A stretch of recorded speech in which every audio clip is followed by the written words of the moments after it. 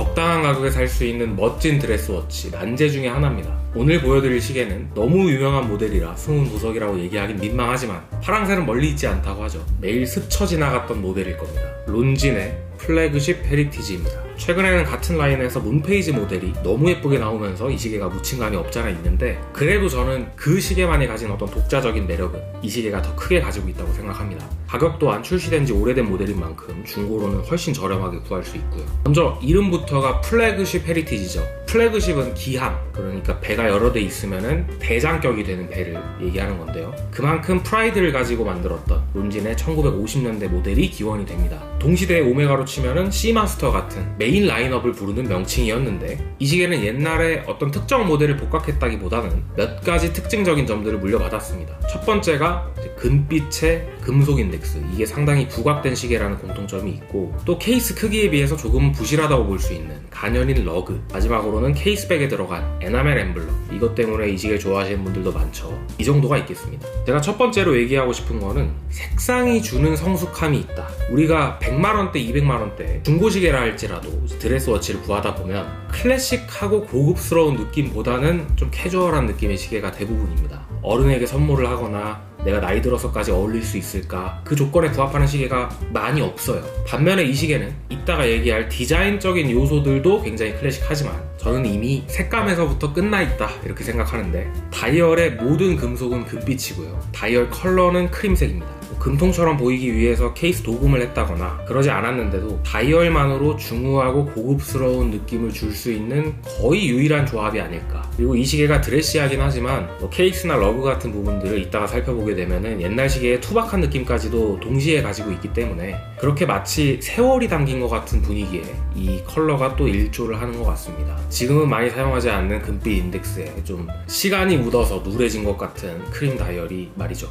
다음으로 이 시계의 디자인을 보면 여백이 많기 때문에 별 특징 없는 시계처럼 보이기가 쉬운데, 사실은 상당히 특이한 다이얼을 가진 시계인 게, 다이얼의 모든 요소가 이 세로 일직선상에 위치해 있다. 론진 로고부터 오토매틱이라는 문구, 플래그십 사인, 또 그 밑에는 스몰 세컨즈도 위치해 있고, 마지막으로 데이트창까지 6시에 넣어놓음으로써 이 세로 축 안에 모든 요소를 넣겠다는 의도가 보이죠. 활용점정이라고 생각하는 거는 여기 6시에 위치한 스몰 세컨즈 부분인데요. 보통 많은 스몰 세컨즈 시계들이 원형으로 구분을 해놓는 반면에 옛날 시계들은 십자선으로 해놓는 경우도 많죠. 근데 얘는 심지어 십자선도 아니고 그냥 가로선 하나만 그어져 있습니다. 생각해보면은 어차피 위로는 이제 핸즈 부분에 선이 하나 그어져 있기도 하고, 아래로는 데이트창 너머에 이제 6시 인덱스가 선으로 있으니까 가로선만 남기고 생략을 할 수 있는 거긴 한데, 그래도 그 부분을 과감히 생략했다, 가로선만 남겼다, 이런 부분들이 이 시계의 미학인 것 같아요. 굉장히 많은 요소들이 들어있는데도 난잡해 보이지가 않고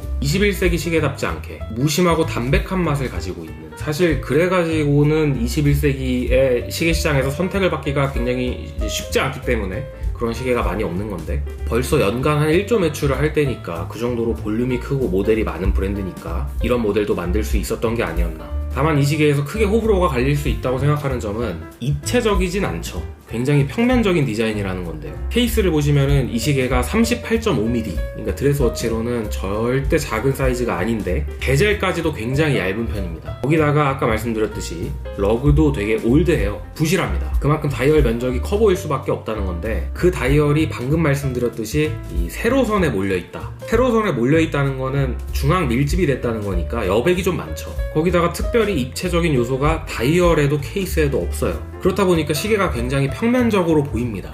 그렇게 보이는 게 아니라 평면적이죠. 저는 이 플랫함이 이 시계가 가지고 있는 어떤 특징이라고 생각하는데, 누군가는 싫어할 수 있는 지점입니다. 당연히 입체적인 게 볼 것도 많고 손목에 차고 움직이면은 다채롭기도 하니까 좋아하는 사람이 많죠. 이 시계는 어쨌든 그 반대로 좀 슴슴하고 담백한 맛이다. 음식으로 치면은 감자전 한 장을 먹는 건데 그것마저 이제 간장 없이 먹는 그런 느낌일 것 같은데, 그게 취향인 사람 분명히 있거든요. 그게 취향이라면 흠잡을 것 없는 구수한 시계이지 않나. 마지막으로 시계를 돌려보면 이 시계를 차시는 분들이 가장 좋아하는 부분이 아닐까 싶은데요. 보기만 해도 기분이 좋아지는 에나멜 엠블럼이 있는데, 이 황금 범선의 퀄리티도 굉장히 좋고 육안으로는 아무리 가까이서 봐도 이렇게까지 잘 해놨단 말이야 싶을 정도로 좋습니다. 위에 보면은 EF 코어라고 써있잖아요.